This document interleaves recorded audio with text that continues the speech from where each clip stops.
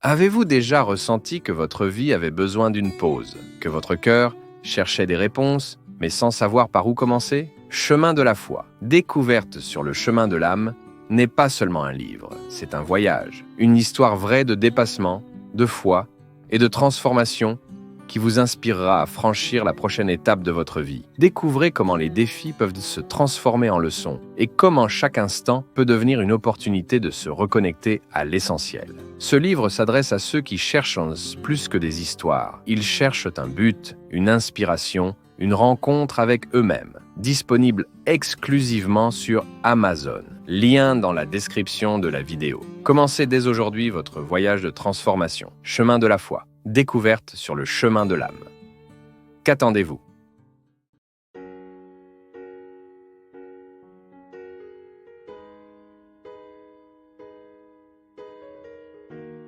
Elle a dit: Père Fabio, j'ai du mal à faire face aux problèmes de la vie.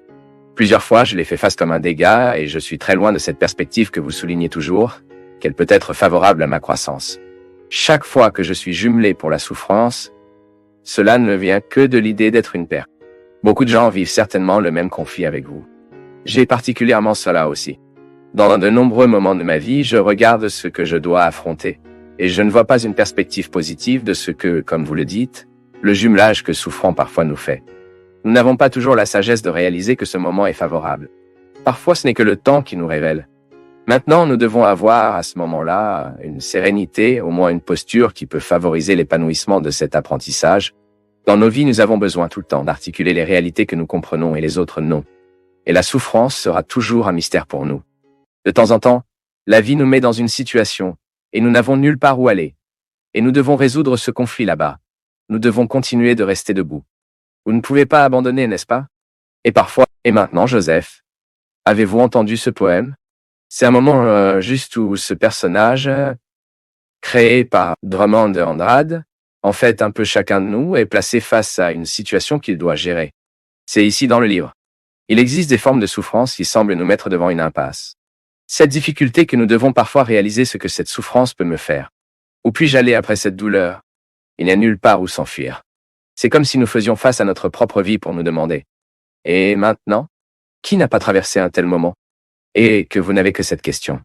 Et maintenant? Qu'est-ce que je fais de tout cela? De temps en temps, la souffrance nous fait cela.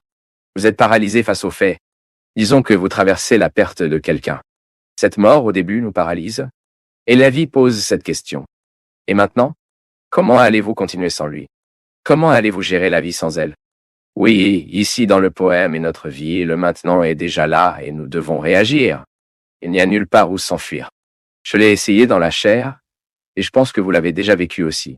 Parfois, la douleur nous met dans des chemins étroits. Cela enlève nos illusions, car il est brut comme la chair qui nous tient aux os. Donc ça peut nous faire grandir lorsqu'il est administré lourement. Dans les histoires de mères qui ont perdu des enfants, face à la similitude maintenant, les réactions peuvent être très différentes. Ma mère a également subi le coup. Il a vécu l'enfer d'avoir à enterrer une fille, modifiant ainsi l'ordre naturel de la vie, dont la règle devrait être les parents pour ne jamais enterrer leurs enfants. Et face à un fait aussi cruel, la question de la vie a été posée à ma mère. La question de la vie a été posée à de nombreuses femmes et à beaucoup de gens qui ont perdu leurs proches. Parce que parfois c'est comme ça, mon peuple. Au moment de la souffrance, nous voulons nous échapper. Mais si nous observons un mouvement avec sagesse, il n'y a pas d'autre endroit s'il n'y en a pas. C'est la meilleure façon de le guérir. C'est la meilleure façon de faire face à la souffrance, c'est la réaliser dans toute son intégralité. C'est peut-être pour cela que vous n'êtes pas en mesure de le comprendre comme une opportunité de croissance, et vous ne l'interprétez que comme un dommage, car vous n'êtes pas entré dans son cœur. Vous ne vous êtes pas heurté aux apparitions de la souffrance, et lorsque nous ne sommes que dans les apparitions de la SI,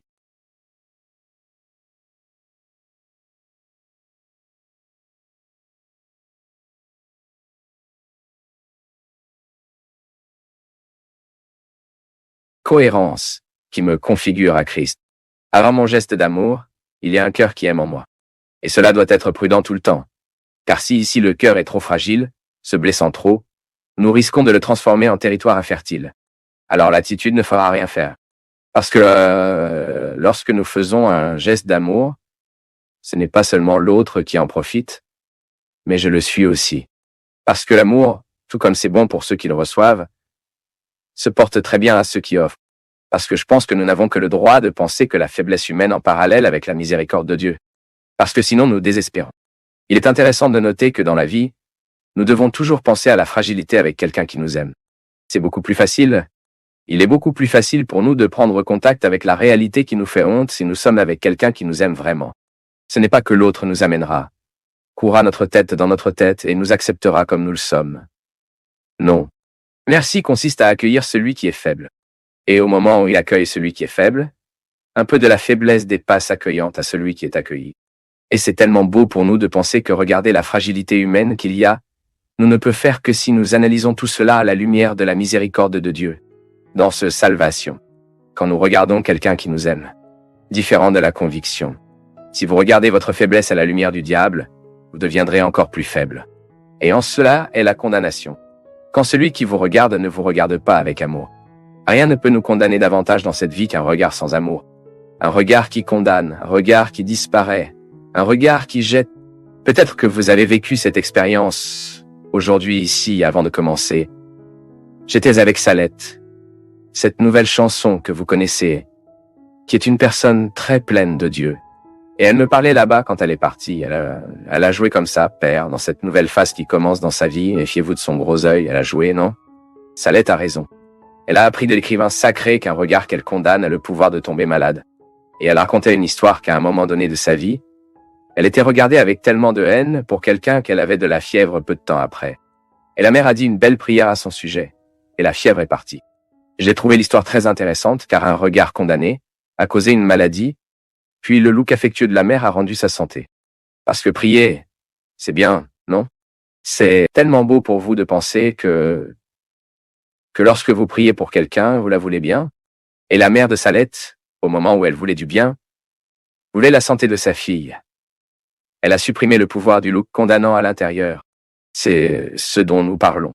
C'est tellement beau de penser à la parabole de la miséricorde que cette chanson chante, non? Et au moment où le Fils reconnaît tout l'honneur et la vérité, nous ne pouvons atteindre la victoire qu'à partir du moment où quelqu'un nous aime, que quelqu'un nous conduit, que quelqu'un nous aide à y arriver. Peu importe à quel point cette personne est bonne, aussi beaucoup de capacités qu'elle a, tout cela ne viendra que comme elle est aimée. Et les victoires qu'elle atteindra à partir du moment où elle sera bien aimée. Je veux dire que je n'ai jamais connu de victoire, que je n'ai jamais connu autant de victoires que j'ai vécu ces derniers mois, au cours des 2 dernières années. Qui sait? Dieu a été extravagant avec les générosités qu'il a eues avec moi. Je ne mérite même pas la moitié. Là, nous sommes responsables de faire en sorte que l'amour de Dieu se produise à travers nous. C'est pourquoi j'ai dit que ma vie avait été une expérience de retour. Saint Augustin a dit, Dieu ne nous demande pas l'impossible. Nous ne demandons pas quelque chose d'impossible pour quelqu'un que nous aimons. Donc si Dieu nous demande, si Dieu me demande, si Dieu vous demande, c'est parce qu'il nous a déjà donné. Et maintenant, dans l'expérience de la miséricorde, nous commençons à découvrir alors ce qui n'est pas encore bon, ce qui peut encore être mieux en moi. Et aux yeux de la miséricorde, devant ses yeux miséricordieux, nous commençons à changer nos vies. C'est ce que je voudrais vous inviter aujourd'hui. Puissiez-vous penser à vos défauts, vos limites, vos imperfections. Il n'y a pas de lumière du diable. Et il n'y a pas de lumière des regards diaboliques.